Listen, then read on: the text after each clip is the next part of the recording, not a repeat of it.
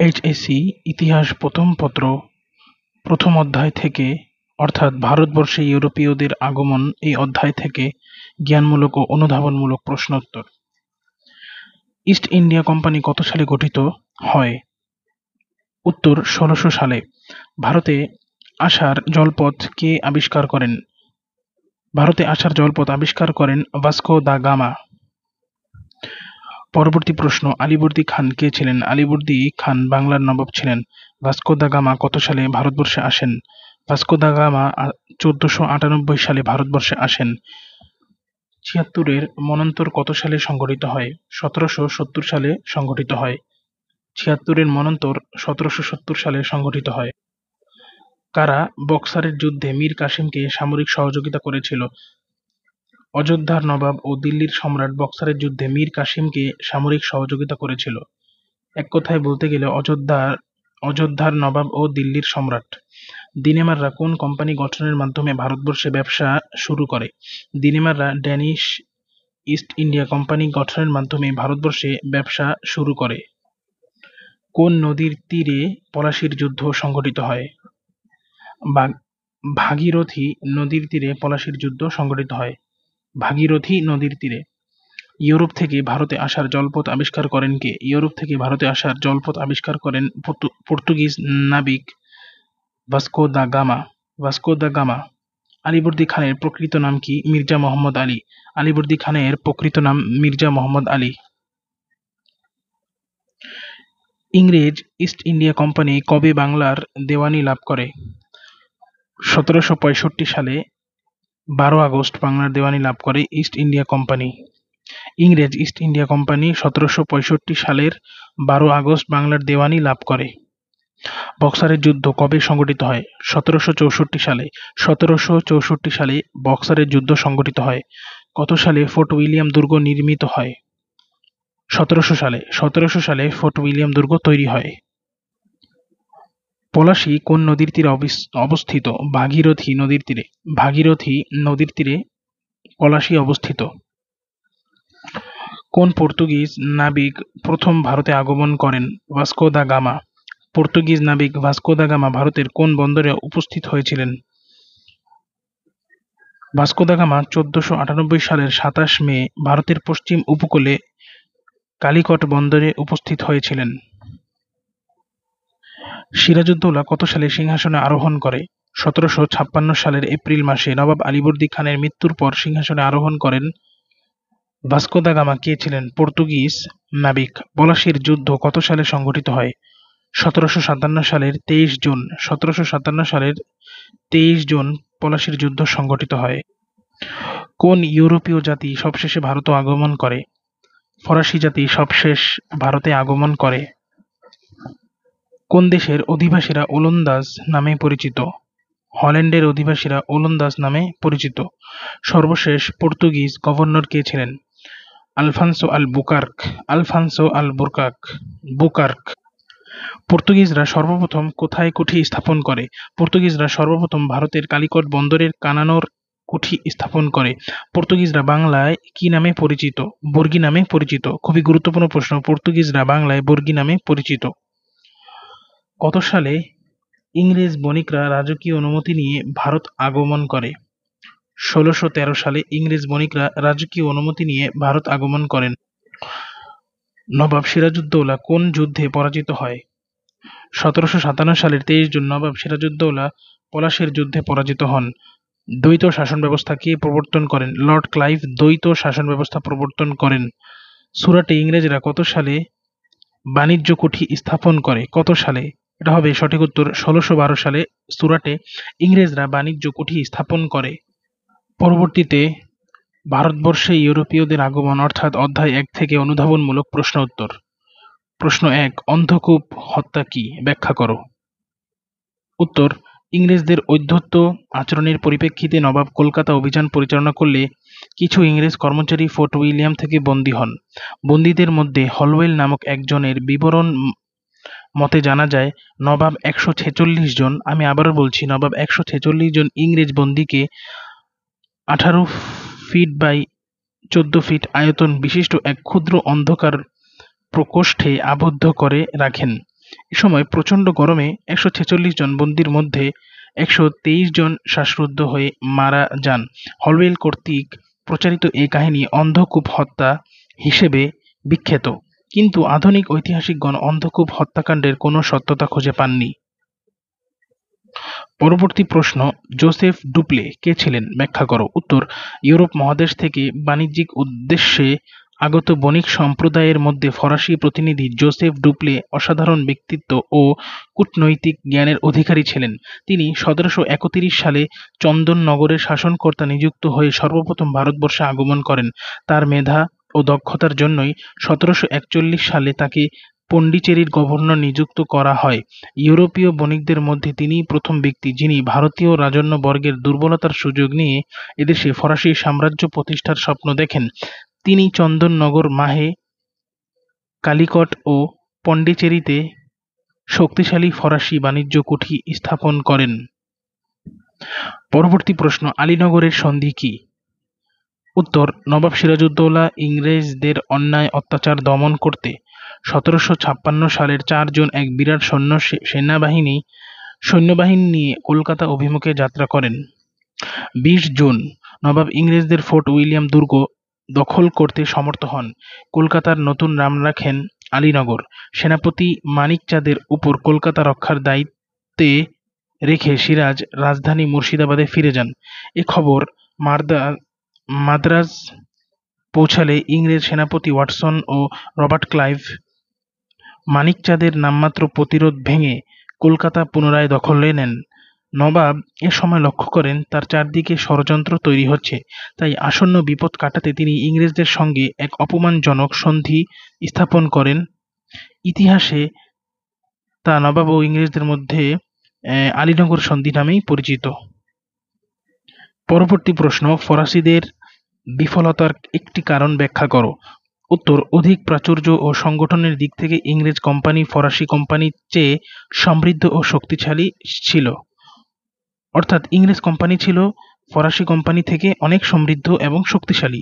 তৃতীয় কর্নাট যুদ্ধের সময় ইংরেজরা পলাশী যুদ্ধে যেসব অর্থ সংগ্রহ করেছিল তা দিয়ে তারা কর্তৃত্বের সাথে ৩ বছর যুদ্ধ চালাতে সক্ষম হয়। অন্যদিকে ফরাসি কোম্পানির অর্থাভাব তাদেরকে চরম অর্থ সংকটের মধ্যে ঢেলে দেয়। কাউন্ট লালির উপমহাদেশে আগমনের পর ফরাসি সরকার মাত্র ২,০০০ মিলিয়ন ফ্র্যাঙ্ক দিয়ে তাকে সাহায্য করেছিল। ফরাসি কোম্পানির আর্থিক দুর্বলতা তাদের বিফলতার অন্যতম কারণ ছিল। পরবর্তী প্রশ্ন, জোরপূর্বক ভারতীয়দের ধর্মান্তকরণ ছিল পর্তুগিজদের পতনের অন্যতম কারণ, এটা ব্যাখ্যা করো। উত্তর, ইউরোপীয় বণিক জাতিগুলোর মধ্যে সর্বপ্রথম ভারত উপমহাদেশে আগমন করে পর্তুগিজরা। তারা ভারতীয় উপমহাদেশে বাণিজ্য কুঠি স্থাপন করে এবং বাণিজ্য করতে থাকে, কিন্তু এদেশীয় রাজা এবং মানুষের দুর্বলতার সুযোগ নিয়ে পর্তুগিজরা ব্যবসার পাশাপাশি ধর্ম প্রচার করতে থাকে। তারা জোর করে ভারতীয়দের ধর্মান্তকরণ করতে থাকে। তারা বলতে থাকে, হয় খ্রিস্ট ধর্ম গ্রহণ করো, না হয় মৃত্যুবরণ করো। তাদের জোরপূর্বক ধর্মান্তকরণ ভারতীয়রা ভালো চোখে দেখেনি। ভারতীয়রা এর প্রতিবাদ করে, ফলে পর্তুগিজরা এদেশে বেশি দিন ব্যবসা করতে পারেনি এবং তাদের পতন ঘটে। পরবর্তী প্রশ্ন, অজ্ঞতা ও অদূরদর্শিতাই ছিল সিরাজউদ্দৌলার পতনের অন্যতম কারণ, ব্যাখ্যা করো। উত্তর, অজ্ঞতা ও অদূরদর্শিতা এবং মাতামহের অত্যাধিক স্নেহ প্রাচুর্যের মধ্যে লালিত পালিত হওয়ায় সিরাজের চরিত্রে কঠোরতা ও দৃঢ়তার অভাব ছিল। সংকটময় মুহূর্তে তিনি দিশেহারা হয়ে পড়েন এবং ষড়যন্ত্রের খবর পাওয়া সত্ত্বেও দুর্বলতার কারণে তিনি কারো বিরুদ্ধে কোনো কঠোর ব্যবস্থা গ্রহণ করতে সাহসী হননি, ফলে নবাবের পতন হয়। পরবর্তী প্রশ্ন, ভারতবর্ষে ইউরোপীয়দের আগমনের কারণ কি কি? ভারতবর্ষে ইউরোপীয়দের আগমনের কারণ কি কি? উত্তর, ভারতবর্ষের সাথে প্রাচীনকাল থেকেই ইউরোপীয়দের জল ও স্থলপথে ব্যবসা বাণিজ্যের যোগাযোগ ছিল। মূলত ভারতবর্ষে বাণিজ্যিক সুবিধা, সমৃদ্ধ ও কৃষি ব্যবস্থা, সর্বোপরি প্রাকৃতিক সম্পদ ও ঐশ্বর্যে পরিপূর্ণতার কারণে ইউরোপীয়রা এখানে আগমন করে। ইউরোপীয় দেশসমূহে শিল্প বিপ্লব প্রসূত পুঁজিবাদের বিকাশ ও নতুন বাজার অনুসন্ধান পরোক্ষভাবে ভারতে ইউরোপীয়দের আগমন ঘটায়। ইউরোপীয়রা ভারতে প্রথম ব্যবসায়িক কার্য সম্পন্ন করলেও ধীরে ধীরে রাজনৈতিক ক্ষমতা দখল করে ঔপনিবেশিক শাসন শুরু করে দেয়। পরবর্তী প্রশ্ন, ব্রিটিশ ইস্ট ইন্ডিয়া কোম্পানির পরিচয় দাও। ১৬০০ সালে ইংল্যান্ডের একদল বণিক প্রাচ্যে 15 বছর মেয়াদী একচেটিয়া ব্যবসায়িক কার্য সম্পাদনের জন্য রানী এলিজাবেথের নিকট আবেদন করে। রানী বণিক দলের আবেদন মঞ্জুর করলে বণিক দল ভারতে একচেটিয়া ব্যবসার জন্য যে কোম্পানি গঠন করে তা ইস্ট ইন্ডিয়া কোম্পানি নামে পরিচিত। প্রথমে বাণিজ্যিক উদ্দেশ্যে ইস্ট ইন্ডিয়া কোম্পানি তাদের কার্য পরিচালনা করলেও ধীরে ধীরে তারা এদেশের রাজনীতিতে হস্তক্ষেপ শুরু করে। তারা 1757 সালে পলাশীর যুদ্ধের মাধ্যমে বাংলার রাজনৈতিক ক্ষমতা দখল করে। দ্বৈত শাসন বলতে কি বোঝায় ব্যাখ্যা করো। দ্বৈত শাসন বলতে দুপক্ষের শাসন ব্যবস্থাকে বোঝায়। ইংরেজরা পলাশীর যুদ্ধে বিজয়ের পর এদেশে আধিপত্য বিস্তারের যে প্রচেষ্টা শুরু করে তা তাদের দেওয়ানি ও দ্বৈত শাসন লাভের ভিতর দিয়ে পূর্ণতা লাভ করে। দ্বৈত শাসন ব্যবস্থায় দেওয়ানি ও দেশ রক্ষার দায়িত্ব থাকে কোম্পানির হাতে, আর অন্যদিকে বিচার ও শাসনভার থাকে নবাবের হাতে। এই অভিনব শাসন ব্যবস্থার নামই দ্বৈত শাসন, যা লর্ড ক্লাইভ প্রবর্তন করেছিল। পরবর্তী প্রশ্ন, 76-এর যে মন্বন্তরটা হয়েছিল এর কারণ কি ব্যাখ্যা করো। 1176 বঙ্গাব্দে অর্থাৎ ইংরেজি 1770 সালে গ্রীষ্মকালে বাংলায় এক ভয়াবহ দুর্ভিক্ষ দেখা দেয়, যা ইতিহাসে 76-এর মন্বন্তর নামে পরিচিত। লর্ড ক্লাইভ প্রবর্তিত দ্বৈত শাসনের দায়িত্বহীনতার ফলে একদিকে বাংলার জনজীবনে এক অরাজক পরিস্থিতির উদ্ভব হয় এবং অন্যদিকে অবাধ লুণ্ঠন ও যথেচ্ছাভাবে রাজস্ব আদায়ের ফলে গ্রাম্য জীবন ধ্বংস হয়ে যায়। তাছাড়া পরপর 2 বছর অনাবৃষ্টি ও খরার ফলে কৃষকদের ফসলহানি ঘটে, অথচ এই 2 বছরের খাজনাও তাদেরকে পরিশোধ করতে হয়। এসব কারণে বাংলার মানুষ একেবারে নিঃস্ব হয়ে গেলে 76-এর মন্বন্তর দেখা দেয়। উপমহাদেশের ইঙ্গ-ফরাসি দ্বন্দ্বের সংক্ষিপ্ত বিবরণ দাও। বাণিজ্যিক প্রতিদ্বন্দ্বিতা সাম্রাজ্য বিস্তারের রূপ নিলে ইঙ্গ-ফরাসি দ্বন্দ্বের সূত্রপাত ঘটে। ইউরোপের সপ্তবর্ষীব্যাপী ইঙ্গ-ফরাসি যুদ্ধকে কেন্দ্র করে ভারতের উভয় পক্ষের মধ্যে দ্বন্দ্ব শুরু হয়ে যায়। তাছাড়া দাক্ষিণাত্যের কর্ণাটকে প্রাধান্য প্রতিষ্ঠাকে কেন্দ্র করে 1746 সাল থেকে 1763 সাল পর্যন্ত ইংরেজ ও ফরাসিদের মধ্যে 3টি যুদ্ধ হয়। এ যুদ্ধে ফরাসিদের পরাজয়ের মধ্য দিয়ে উপমহাদেশে ইংরেজদের একক আধিপত্য প্রতিষ্ঠিত হয়। সম্রাট ফররুখ শিয়ারের ফরমান ভারতবর্ষের স্বাধীনতার জন্য হুমকি স্বরূপ ছিল কেন? 1690 সালে সম্রাট আওরঙ্গজেবের কাছ থেকে ইস্ট ইন্ডিয়া কোম্পানি বার্ষিক 3000 টাকার বিনিময়ে বিনা শুল্কে বাণিজ্য করার যে অনুমতি লাভ করেছিল, সেই 3000 টাকার শিলিং উঠিয়ে দিয়ে 1717 সালে সম্রাট ফররুখ শিয়ার এক ফরমানের মাধ্যমে কোম্পানিকে বাংলা, বোম্বে ও মাদ্রাজে বিনা শুল্কে বাণিজ্য করার অধিকার দেয়।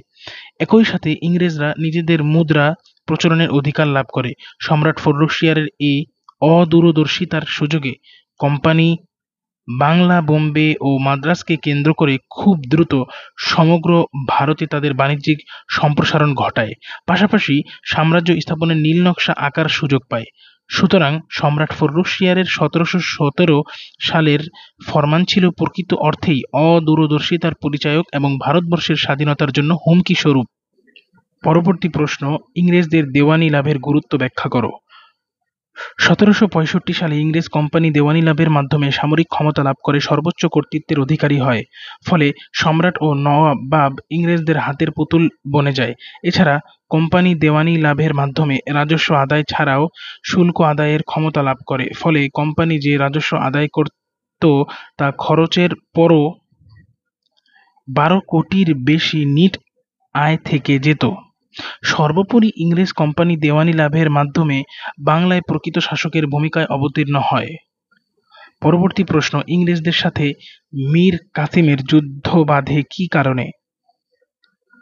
ঐতিহাসিকগণ ইংরেজদের সাথে মীর কাসেমের বিরোধের মূল কারণ হিসেবে তাদের অন্যায় আচরণকে চিহ্নিত করে থাকেন। বাংলার সিংহাসনে আরোহণ করেই মীর কাসেম উপলব্ধি করতে পেরেছিলেন যে এদেশে ইংরেজদের রাজনৈতিক ও অর্থনৈতিক হস্তক্ষেপ বন্ধ করতে না পারলে ভবিষ্যতে তারাই এদেশের ভাগ্য বিধাতা হয়ে দাঁড়াবে। বিশেষত শুল্ককে কেন্দ্র করে ইংরেজদের সাথে মীর কাসেমের মনোমালিন্য শুরু হয়। শুল্ককে কেন্দ্র করেই তারা অন্যায়ভাবে দস্তক দেখিয়ে শুল্ক দেওয়া থেকে বিরত থাকত, কিন্তু দেশীয় ব্যবসায়ীদের বাধ্যতামূলক শুল্ক দিতে হতো। এছাড়া অন্যান্য কিছু কারণে ইংরেজদের সাথে মীর কাসেমের যুদ্ধ বাধে। অন্যান্য কিছু কারণও ছিল, এর মাঝে অন্যতম। বক্সারের যুদ্ধ কি ব্যাখ্যা করো। 1764 সালের 22 অক্টোবর বক্সারের প্রান্তরে বাংলার স্বাধীনতাচেতা নবাব মীর কাসেম ও ইংরেজ বাহিনীর মধ্যে যে যুদ্ধ সংঘটিত হয় তা ইতিহাসে বক্সারের যুদ্ধ নামে পরিচিত। তারিখটা মনে রাখা খুবই জরুরি, 1764 সালের 22 অক্টোবর। উপমহাদেশে ব্রিটিশ শক্তির উত্থানে এবং তাদের প্রভাব প্রতিপত্তি বৃদ্ধিতে বক্সারের যুদ্ধ গুরুত্বপূর্ণ একটি অধ্যায়। ইংরেজদের প্রতি বিরুদ্ধ মনোভাবের জন্য ইংরেজ বাহিনী নবাব মীর কাসেমের বাহিনীকে বক্সারের প্রান্তরে আক্রমণ করেন। যুদ্ধে পরাজিত হয়ে মীর কাসেম যুদ্ধক্ষেত্র থেকে পলায়ন করেন। বক্সারের যুদ্ধকে ভারতীয় উপমহাদেশের ইতিহাসে চূড়ান্ত যুদ্ধ বলা হয়, কেননা এই যুদ্ধের পর ইংরেজদের অস্তিত্ব রক্ষার জন্য আর কোনো যুদ্ধ করতে হয়নি। পরবর্তী প্রশ্ন, ডাচ কারা? তারা কোন দেশের নাগরিক? হল্যান্ডের অধিবাসীরা ইতিহাসে ডাচ বা ওলন্দাজ নামে পরিচিত। ওলন্দাজ কাকে বলা হয়? হল্যান্ডের অধিবাসী। হল্যান্ডের অধিবাসীদেরকেই বলা হয় ওলন্দাজ। তারা হল্যান্ডের নাগরিক। প্রাচ্য বাণিজ্যে আধিপত্য বিস্তারের উদ্দেশ্যে হল্যান্ডের একদল বণিক ডাচ ইস্ট ইন্ডিয়া কোম্পানি গঠন করে 1602 সালে ভারতবর্ষে আসে। ইংরেজদের সাথে যুদ্ধে পরাজিত হলে তারা ভারত ত্যাগ করে অন্যত্র চলে যায়। ৭৬-এর মন্বন্তর বলতে কি বোঝায়? উত্তর, দ্বৈত শাসনের চুক্তি অনুসারে আদায়কৃত রাজস্ব থেকে শাসনকার্যের ব্যয় মেটানোর পর উদ্ধৃত অর্থ কোম্পানির হাতে তুলে দেওয়া হতো। এই পরিস্থিতিতে অনাবৃষ্টি ও খরার কারণে ফসল নষ্ট হয়ে গেলে দেশে খাদ্যাভাব দেখা দেয়। এই দুর্ভিক্ষের কবলে পড়ে যায় প্রায় ১ কোটি লোক এবং এতে তারা কি করে? প্রাণ হারায়। বাংলা ১১৭৬ সালে এই দুর্ভিক্ষ হওয়ায় এই দুর্ভিক্ষকে ৭৬-এর মন্বন্তর বলা হয়। ধন্যবাদ সকলকে পাশে থাকার জন্য। আসসালামু আলাইকুম ওয়া রাহমাতুল্লাহি ওয়া বারাকাতুহু।